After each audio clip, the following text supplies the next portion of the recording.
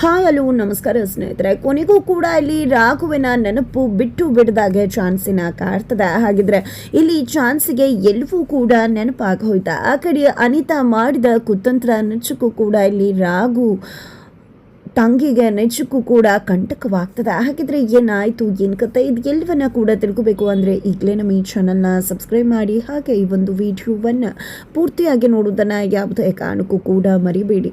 ಇಲ್ಲಿ ಚಾನ್ಸಿ ಮಲ್ಕೊಂಡಿರ್ಬೇಕಾದ್ರೆ ಅವಳ ಜೀವನದಲ್ಲಿ ನಡೆದಂಥ ಘಟನೆಗಳು ನೆನಪಾಗ್ತದೆ. ಅದರಲ್ಲೂ ಕೂಡ ಆಕೆಯ ಮದುವೆ ಶಾಸ್ತ್ರಗಳು, ಆಕೆಗೆ ತಾಳಿ ಕಟ್ಟಿದ್ದು ಪ್ರತಿಯೊಂದು ಕೂಡ ನಿಜವಾಗ್ಲೂ ಕೂಡ ಎಲ್ಲವೂ ಕೂಡ ನೆನಪಾಗ್ತದೆ. ಎಲ್ಲ ನೆನಪಾಗ್ತದಾಗ ಇಲ್ಲಿ ಚಾನ್ಸಿ ಮಲಗಲ್ಲಿ ನಿಜವಾಗ್ಲೂ ಒದ್ದಾಡ್ತಿದ್ದಾಳೆ. ಏನದು ಏನಾಗ್ತದೆ ಅಂತ ಹೇಳಿ ಯಾವುದು ಕೂಡ ಕ್ಲಿಯರ್ ಕಟ್ಟಾಗಿ ಗೊತ್ತಾಗ್ತಿಲ್ಲ. ಅಲ್ಲಿ ರಾಘು ತಾಳಿ ಕಟ್ತಿರುವುದನ್ನು ನೋಡ್ತಿದ್ದಾಗೆ ಬೆಚ್ಚು ಬಿದ್ದು ಎಚ್ಚರವಾಗ್ಬಿಡ್ತಾಳೆ ಚಾನ್ಸಿ. ಏನಾಗ್ತದೆ ಇಲ್ಲಿ, ನನಗೆ ಯಾರು ನನಗೆ ತಾಳಿ ಕಟ್ಟಿದ್ದು, ನಿಜಕ್ಕೂ ಕೂಡ ಯಾರು ಅಂತಾನೆ ಗೊತ್ತಾಗ್ತಿಲ್ವಲ್ಲ ಅಂತ ಹೇಳಿ ಒದ್ದಾಡ್ತಾಳೆ. ತದನಂತರ ನಿದ್ರೆ ಬರ್ತಿಲ್ಲ ಅಂತ ಹೇಳಿ ಬ್ಲ್ಯಾಕ್ ಕಾಫಿಯನ್ನು ಮಾಡ್ಕೊಂಡಿದ್ದೆ ಕುಡಿತಾ ಇರಬೇಕಿದ್ರೆ ಸಂಪತ್ ಕುಮಾರ್ ಅವರು ಬರ್ತಾರೆ. ಏನಮ್ಮ ಚಾನ್ಸಿ, ಯಾಕೆ ನಿದ್ರೆ ಬರಲಿಲ್ವಾ ನಿನಗೆ ಅಂತ ಕೇಳ್ತಿದ್ದಾರೆ. ಇಲ್ಲ ತಾತ, ನಿದ್ರೆ ಬರಲಿಲ್ಲ, ಅದೇ ಕಾರಣಕ್ಕೆ ಬ್ಲ್ಯಾಕ್ ಕಾಫಿ ಕುಡಿತಾ ಇದ್ದೀನಿ, ಬ್ಲ್ಯಾಕ್ ಟೀಯನ್ನು ಕುಡಿತಾ ಇದ್ದೀನಿ, ಆರೋಗ್ಯಕ್ಕೂ ಕೂಡ ಒಳ್ಳೇದಲ್ವಾ ಅಂದಾಗ ಒಳ್ಳೇದೇ ಮಾಡ್ತಿದ್ಯಾ ಅಂತ ಹೇಳ್ತಾರೆ. ಹೌದು ಅಮ್ಮ, ಆ ರಾಘು ಇದಾನಲ್ವಾ, ಅವನು ನಿಜಕ್ಕೂ ತುಂಬ ಒಳ್ಳೆ ಹುಡುಗ, ನಿಜಕ್ಕೂ ನೀನು ಅವನ ಕೆಲ್ಸಕ್ಕೆ ತೊಗೊಂಡಿದ್ದು ನನಗೆ ಯಾಕೋ ಒಳ್ಳೇದು ಅಂತಾನೆ ಅನ್ನಿಸ್ತದೆ ಅಂದಾಗ, ನಾನು ಏನೇ ಮಾಡಿದ್ರು ಒಳ್ಳೆ ಕೆಲಸನೇ ಮಾಡ್ತೀನಿ ತಾತ. ರಾಘು ಏನು ಒಳ್ಳೆಯವನಲ್ಲ, ಅವನು ತುಂಬ ಅಂದರೆ ತುಂಬ ಕೆಟ್ಟವನು. ಹೆಣ್ಮಕ್ಳು ಅಂದರೆ ನಿಜವಾಗ್ಲೂ ಅವನು ಎಷ್ಟು ಮಟ್ಟಿಗೆ ನೋಡ್ಕೋತಾನೆ ಗೊತ್ತಾ. ಅವ್ರ ಬಗ್ಗೆ ಅವನಿಗೆ ರೆಸ್ಪೆಕ್ಟೇ ಇಲ್ಲ ಅಂತ ಅವ್ರಿಗೆ ಪಾಠ ಕಲಿಸೋಕೇನೆ ಅವನ್ನ ನಾನು ಡ್ರೈವರ್ ಆಗಿ ನೇಮಕ ಮಾಡ್ಕೊಂಡಿರೋದು ಅಂತ ಚಾನ್ಸಿ ಹೇಳಿದಾಗ, ನೀನು ತಪ್ಪು ತಿಳ್ಕೊತಿದ್ಯಮ್ಮ, ಆ ರೀತಿಯೆಲ್ಲ ಹುಡುಗ ಅಲ್ಲ, ಅವನು ಮೇಲ್ ಕಾಣೋ ಹಾಗೆ ಒಳಗಿಲ್ಲ ಅಂತಾನೆ ಅನ್ನಿಸ್ತದೆ, ನೀನು ಯಾಕೋ ಅವನ್ನ ತಪ್ಪು ತಿಳ್ಕೊತಾ ಇದೆಯಾ ಅಂತ ಸಂಪತ್ ಕುಮಾರ್ ಅವರು ಹೇಳಿದಾಗ, ನೋಡು ತಾತ, ನಾನು ಏನೇ ಹೇಳಿದ್ರು ಕೂಡ ನಿಂಗೆ ಅರ್ಥ ಆಗಲ್ಲ. ಯಾಕೆ ಹೇಳು, ನಿನಗೆ ಅವನ ಬಗ್ಗೆ ತುಂಬ ಒಳ್ಳೆ ಒಪಿನಿಯನ್ ಇದೆ, ಹಾಗಾಗಿ ನೀನು ಈ ರೀತಿ ಮಾತಾಡ್ತಿದ್ಯಾ, ಅವನು ಎಂಥವನು ಅನ್ನೋದು ನಿನಗೆ ನಿಜವಾಗ್ಲೂ ಕೂಡ ಗೊತ್ತಿಲ್ಲ ಅಂತ ಹೇಳಿ ಚಾನ್ಸಿ ಹೇಳ್ತಾರೆ. ಇಲ್ಲಮ್ಮ, ಆ ರೀತಿ ಏನಾದರೂ ಅವ್ನು ಕೆಟ್ಟವನಿದ್ದಿದ್ರೆ ಯಾಕೆ ನಿನ್ನ ಬದುಕಿಸ್ಬೇಕಿತ್ತು ಹೇಳು, ಯಾಕೆ ನಿನ್ನ ಹಾಸ್ಪಿಟಲ್ಗೆ ಸೇರಿಸ್ಬೇಕಾಗಿತ್ತು ಹೇಳು ಅಂದಾಗ, ಅದೆಲ್ಲ ಪ್ರೀ ಪ್ಲಾನ್ ತಾತ, ನನಗೆ ಹತ್ರ ಆಗಬೇಕು ಅಂತ ಮಾಡಿರೋ ಗೇಮೇಕು, ಇಂಥವ್ರನ್ನೆಲ್ಲ ನನಗೆ ಗೊತ್ತಾಗಲ್ವ. ಇವನು ಎಷ್ಟು ಹೆಣ್ಮಕ್ಳು ಬದುಕಲ್ಲ ಆಟ ಆಡಿದಾನೆ ಗೊತ್ತಾ, ಹೆಣ್ಮಕ್ಳು ಅಂದ್ರೇ ಅವನಿಗೆ ಆಟದ ವಸ್ತು ಆಗಿಬಿಡಿದೆ, ಇಂಥವ್ರಿಗೆ ಪಾಠ ಕಲಿಸ್ತೀನಿ ನಾನು ಅಂತ ಹೇಳಿ ಚಾನ್ಸಿ ಹೇಳಿ ಅಲ್ಲಿಂದ ಹೋದಾಗ, ಇಲ್ಲಿ ತಾತಂಗೆ ಯಾಕೆ ಝಾನ್ಸಿ ಈ ರೀತಿ ಮಾತಾಡ್ತಿದ್ದಾಳೆ, ಇಲ್ಲಿ ರಾಘು ಬಂದ, ಇವರಿಬ್ರು ಹತ್ರ ಆಗ್ತಾರೆ, ಒಂದಲ್ಲ ಒಂದಿನ ನೆನಪಾಗುತ್ತೆ ಅಂತ ಅಂದ್ಕೊಂಡ್ರೆ, ಇನ್ನು ನೋಡಿದ್ರೆ ಝಾನ್ಸಿ ರಾಘು ಬಗ್ಗೆ ತಪ್ಪನೆ ತಿಳ್ಕೊಂಡ್ಬಿಟ್ಟಿದ್ದಾಳಲ್ಲ, ಯಾಕೆ ಈ ರೀತಿ ಆಗ್ತದೆ, ಯಾರು ರಾಘು ಬಗ್ಗೆ ಈ ರೀತಿಯಾಗಿ ಝಾನ್ಸಿ ಮನಸ್ಸಲ್ಲಿ ತುಂಬಿರೋದು ಅಂತ ಹೇಳಿ ತಾತ ಯೋಚನೆ ಮಾಡ್ತಾರೆ. ನಂತರ ಝಾನ್ಸಿ ಬಂದಿದೆ, ತಾತ ಮಲ್ಕೊಳ್ಳಿ, ಇನ್ನೂ ಯಾಕೆ ಮಲ್ಕೊಂಡಿಲ್ಲ ಅಂತಿದ್ದಾಗೆ, ಹಾಂ ಮಲ್ಕೋತೀನಿ ಅಂತ ಹೇಳಿ ಹೋಗ್ತಾರೆ. ನಂತರ ಈತ ಕಡೆ ಝಾನ್ಸಿ, ಯಾರು ನನಗೆ ತಾಳಿ ಕಟ್ಟಿದ್ದು, ಯಾಕೆ ಇದೆಲ್ಲವೂ ಕೂಡ ನನಗೆ ಕಾಡ್ತದೆ, ಏನೇನೋ ಕನಸುಗಳು ಬೀಳ್ತದೆ, ಏನೇನೋ ನೆನಪಾಗ್ತದೆ, ಅದು ಯಾವುದೂ ಕೂಡ ಕ್ಲಿಯರ್ ಆಗಿ ಗೊತ್ತಾಗ್ತಿಲ್ವಲ್ಲ, ಏನಿರ್ಬೋದು ಅಂತ ಹೇಳಿ ಒದ್ದಾಡ್ತಿದ್ದಾರೆ. ನಂತರ ಈತ ಕಡೆ ಅನಿತಾ, ಇಲ್ಲಿ ಅಣ್ಣನೂ ಹೇಗೂ ಇಲ್ಲ, ಪಲ್ಲವಿ ಕೂಡ ಮನೆಗೆ ಹೋಗಿದ್ದಾಳೆ. ಅವಳು ಮನೆಯಿಂದ ವಾಪಸ್ ಬರ್ತಿದ್ದಾಗನೇ ಇಲ್ಲಿ ಫಿಲಿಮಲ್ಲೆಲ್ಲ ಹಳೆ ಕಾಲದಲ್ಲಿ ತೋರಿಸ್ತಿದ್ರಲ್ವ, ಅಪ್ಪ ಅಮ್ಮ ನಾದ್ನಿ ಎಲ್ಲರೂ ಕೂಡ ಸೇರ್ಕೊಂಡಿದ್ದೆ ಕಿರುಕುಳ ಕೊಡೋದು, ಆ ರೀತಿ ಅವಳಿಗೆ ಕಿರುಕುಳ ಕೊಡೋಣ, ಆ ರೀತಿ ಕೊಟ್ಟಾಗ ಮಾತ್ರ ಅಲ್ಲಿ ರಾಘು ತತ್ತರಿಸೋದು, ಅವನು ಜೀವನದಲ್ಲಿ ಒದ್ದಾಡಬೇಕು, ಆ ರೀತಿ ಮಾಡಬೇಕು ಅಂದರೆ ಪಲ್ಲವಿನೇ ನಮಗೆ ಟ್ರಂಪ್ ಕಾರ್ಡ್ ಅಂತ ಹೇಳ್ತಾಳೆ. ನಂತರ ಇಲ್ಲಿ ಅಮ್ಮ, ನೀವೇ ಏನಾದರೂ ಬುದ್ಧಿ ಹೇಳ್ರಿ, ಯಾಕೆ ಈ ರೀತಿ ನಡ್ಕೋತದಾಳ ಅವಳು ಅಂತ ಹೇಳಿ ಅಮ್ಮ ಅವರ ಗಂಡಂಗೆ ಹೇಳಿದಾಗ, ಇಲ್ಲಿ ಅನಿತಾ ತಂದೆ, ನೋಡಮ್ಮ ಯಾಕೆ ರೀತಿ ನಡ್ಕೋತಾ ಇದೆಯಾ, ನೀನು ಮನಸ್ಸು ಮಾಡಿದ್ರೆ ಈಗಲೂ ಕೂಡ ಒಬ್ಬ ಒಳ್ಳೆ ಹುಡುಗನ ಮದುವೆ ಆಗ್ಬೋದು, ಆಗಿರುವುದನ್ನೆಲ್ಲ ಮರ್ತು ಬಿಡುವ ಅಂದಾಗ, ಏನಪ್ಪ ಮಾತಾಡ್ತಿದ್ರ, 2 ಬಾರಿ ಮದುವೆ ಮನೆಗೆ ಹೋಗಿ ನನ್ನ ಮದುವೆ ನಿಂತು ಹೋಗಿದೆ, ಅದಕ್ಕೆಲ್ಲ ಕಾರಣ ರಾಘು, ಆ ರಾಘು ನಾನು ನೆಮ್ಮದಿಯಾಗಿ ಬಿಡ್ತೀನ, ಇವತ್ತು ನಾನು ಜೀವಂತವಾಗಿದ್ದೀನಿ ಅಂದರೆ ಆ ರಾಘು ವಿರುದ್ಧ ಸೇಡ್ ತೀರಿಸ್ಕೋಬೇಕು ಅನ್ನೋ ಒಂದೇ ಕಾರಣಕ್ಕೆ, ಇಲ್ಲ ಅಂದರೆ ನಾನು ಬದುಕ್ತಾನೆ ಇರಲಿಲ್ಲ. ಇಡೀ ನನ್ನ ಜೀವನದ ಗುರಿ ಅವನ ವಿರುದ್ಧ ಸೇಡ್ ತೀರಿಸ್ಕೊಳ್ಳೋದಷ್ಟೇ, ಅವನ ನೆಮ್ಮದಿಯಾಗಿ ನೋಡ್ಕೊಳ್ದೇ ಇರುವುದು ಅಷ್ಟೇನ. ಅದಕ್ಕೆಲ್ಲ ಟ್ರಂಪ್ ಕಾರ್ಡ್ ಏನು ಗೊತ್ತಾ, ಪಲ್ಲವಿ ಅಂದರೆ ಅವನಿಗೆ ತುಂಬಾ ಪ್ರೀತಿ ಇದೆ, ಫ್ಯಾಮಿಲಿ ಮ್ಯಾನ್ ಅಂತ ತೋರಿಸ್ಕೊತಾನೆ.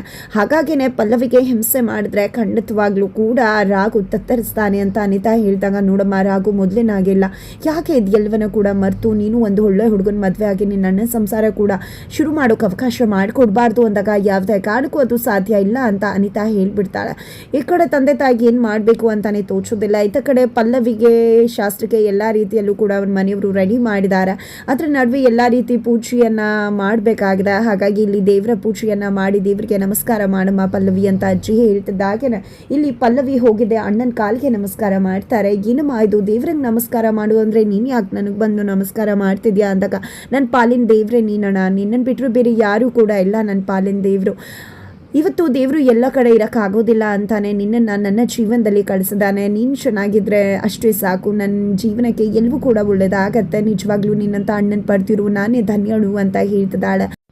ನಂತರ ಇಲ್ಲಿ ರಾಘು ಕೂಡ ನಿನ್ನಂಥ ತಂಗಿ ಪಡೆದಿರೋ ನಾನೇ ಪುಣ್ಯವಂತ ಅಂತ ಹೇಳ್ತಾರೆ. ಅಷ್ಟರಲ್ಲಿ ಅಲ್ಲಿಗೆ ಮಿಥುನ್ ಕೂಡ ಬರ್ತಾರೆ. ಇದಕ್ಕೆಲ್ಲ ಕೂಡ ನಾನೇ ಕಾರಣ, ದಯವಿಟ್ಟು ನನ್ನನ್ನು ಕ್ಷಮಿಸ್ಬಿಡಿ. ಇದು ಯಾವತ್ತೂ ಶಾಸ್ತ್ರ ಆಗಬೇಕಾಗಿತ್ತು. ನಾನು ಪಲ್ಲವಿ ಗಂಡನಾಗಿ ಯೋಚನೆ ಮಾಡಬೇಕಿತ್ತು, ಆದರೆ ಅನಿತಾ ಅಣ್ಣನಾಗಿ ಯೋಚನೆ ಮಾಡಿ ಎಲ್ಲವನ್ನ ಕೂಡ ಇಲ್ಲಿ ತನಕ ಬರುವ ಹಾಗೆ ಮಾಡಿಬಿಟ್ಟೆ.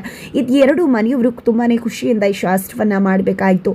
ಆದರೆ ಇದು ಈ ರೀತಿ ಆಗ್ತದೆ ಅಂದಾಗ ಅಯ್ಯೋ ನಮಗೆಲ್ಲ ಪರಿಸ್ಥಿತಿ ಅರ್ಥ ಆಗತ್ತಪ್ಪ, ಏನಾಗಬೇಕು ಯಾವ ಕಾಲಕ್ಕೆ ಆಗಬೇಕು ಅದೇ ಟೈಮ್ಗೆ ಆಗತ್ತೆ, ನೀನೇನು ಯೋಚನೆ ಮಾಡಬೇಡ ಅಂತ ಹೇಳಿ ಮಂಜುಳ್ ಅವರು ರಾಘು ಎಲ್ಲರೂ ಕೂಡ ಹೇಳ್ತಾರೆ. ನಂತರ ಆಗೋ ಶಾಸ್ತ್ರ ಆಗಬೇಕಾಗಿದೆ, ಹಿಂದೆ ಆಗಿದ್ದನ್ನೆಲ್ಲ ನೆನಪು ಮಾಡಿಕೊಂಡು ಕೂರುವುದಲ್ಲ ಅಂತ ಹೇಳಿದಾಗ ಈ ಒಂದು ವಿಷಯ ಯಾವುದೇ ಕಾರಣಕ್ಕೂ ಅನಿತಾಗೆ ಗೊತ್ತಾಗಬಾರ್ದು ಅಂದಾಗ ಖಂಡಿತ ನಮ್ಗೆ ಅರ್ಥ ಆಗುತ್ತೆ, ಯಾವುದೇ ಕಾರಣಕ್ಕೂ ಗೊತ್ತಾಗೋದಿಲ್ಲ ಭಾವ, ಈಗ ನೀವು ರೂಮಿಗೆ ನಡೀರಿ ಅಂತ ಹೇಳಿ ರಾಘುನ ಕರ್ಕೊಂಡು ಹೋಗ್ತಾರೆ. ನಂತರ ಈ ಕಡೆ ಪಲ್ಲವಿಯನ್ನು ಕೂಡ ಕರ್ಕೊಂಡು ಬಂದು ಬಿಡ್ತಾರೆ. ನಂತರ ಇಲ್ಲಿ ಪಲ್ಲವಿ ಜೊತೆ ಮಾತನಾಡೋಕೆ ಮಿಥುನ್ ಮುಂದಾಗ್ತಾರೆ. ನೋಡು ಪಲ್ಲವಿ, ದಯವಿಟ್ಟು ನನ್ನ ಕ್ಷಮಿಸ್ಬಿಡು, ದಯವಿಟ್ಟು ನಾನು ಪ್ರೀತಿ ಮಾಡಿ ಮದುವೆ ಆಗಿದ್ದ ಹುಡುಗಿ ನೀನು ಒಬ್ಬ ಗಂಡನಾಗಿ ಯೋಚನೆ ಮಾಡಿದೆ, ಅಣ್ಣನಾಗಿ ಯೋಚನೆ ಮಾಡಿಬಿಟ್ಟೆ ಅಂದಾಗ ನಿಜವಾಗ್ಲೂ ಮಿಥುನ್ ನಿನ್ನ ಜೊತೆ ನಾನು ಕೂಡ ಸಾರಿ ಕೇಳಬೇಕಾಗಿದೆ. ಯಾಕಂದರೆ ಇದಕ್ಕೆಲ್ಲ ಕಾರಣ ನೀನು ಮಾತ್ರ ಅಲ್ಲ, ನಾನು ಕೂಡ. ನೀನೇನು ಒಬ್ಬ ಅಣ್ಣನಾಗಿ ತಂಗಿಗೆ ಏನು ಮಾಡಬೇಕು ಅದನ್ನು ಮಾಡಿದೆ. ಇವತ್ತು ನನ್ನ ಅಣ್ಣ ಮಾಡಿದ್ದು ಸರಿ ಅಂದರೆ ಅವತ್ತು ನೀನು ಅಣ್ಣನಾಗಿ ನೀನು ಮಾಡಿದ್ದು ಕೂಡ ಕರೆಕ್ಟಾಗಿದೆ. ಆದರೆ ನೀವು ಕೊಟ್ಟು ತಗೊಳ್ಳೋದು ಮಾತಾಡಿದಾಗ ನಾನೇ ಖಡಕ್ಕಾಗಿ ಹೇಳಬೇಕಿತ್ತು, ನನ್ನ ಸ್ವಾರ್ಥಕ್ಕೋಸ್ಕರ ನನ್ನ ಅಣ್ಣನ ಬದುಕನ್ನು ಹಾಳು ಮಾಡೋದಿಲ್ಲ ಅಂತ. ಅವತ್ತು ನಾನು ಹೇಳಿದ್ರೆ ಇವತ್ತು ಇಂಥ ಪರಿಸ್ಥಿತಿ ಬರ್ತಿರ್ಲಿಲ್ಲ, ಇದಕ್ಕೆ ನಾನು ಕೂಡ ಕಾರಣನೇ ಅಂತ ಹೇಳಿ ಇಲ್ಲಿ ಪಲ್ಲವಿ ಹೇಳಿದಾಗ ಇದೇ ರೀತಿ ನಾನು ನೀನು ಅಂತ ಕಾರಣ ಅಂದ್ಕೊಂಡು ಮಾತಾಡ್ತಾ ಇದ್ದರೆ ಇವತ್ತು ಕೂಡ ಕಳೆದು ಹೋಗ್ಬಿಡುತ್ತೆ.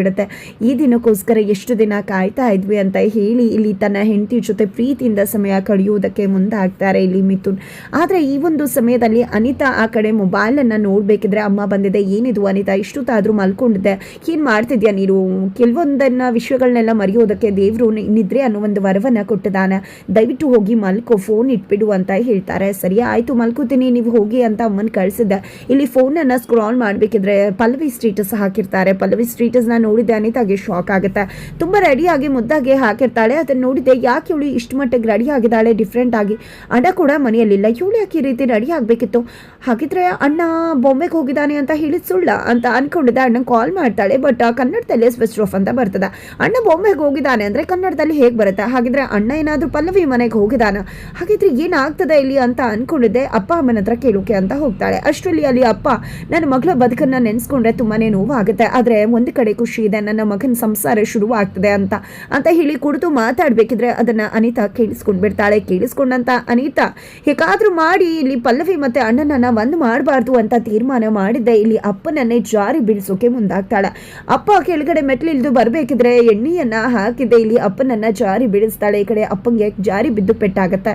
ಈ ಒಂದು ವಿಷಯವನ್ನ ಇಲ್ಲಿ ಅನಿತಾ ಪಲ್ಲವಿ ಮಾವಂಗೆ ಫೋನ್ ಮಾಡಿ ವಿಷಯ ತಿಳಿಸ್ತಾಳೆ. ತಕ್ಷಣ ಮಾವ ಕೂಡ ಮಿಥುನ್ನ ಕರೆದಿದ್ದೆ, ನಿಮ್ಮ ತಂದೆ ಮೆಟ್ಲು ಜಾರಿ ಕೆಳಗಡೆ ಬಿದ್ದು ಹೋಗಿದ್ದಾರಂತೆ ಅಂತ ಹೇಳ್ತಾರೆ.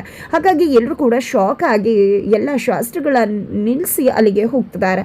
ಹಾಗಿದ್ರೆ ಕೊನೆಗೂ ಕೂಡ ಅನಿತಾ ಕಮಾಲ್ ಮಾಡ್ತಿದ್ದಾಳೆ. ಹಾಗಿದ್ರೆ ಇತ್ತ ಕಡೆ ಝಾನ್ಸಿಗೆ ಎಲ್ಲವೂ ಕೂಡ ನೆನಪಾಗೋದ್ರಲ್ಲಿದೆ.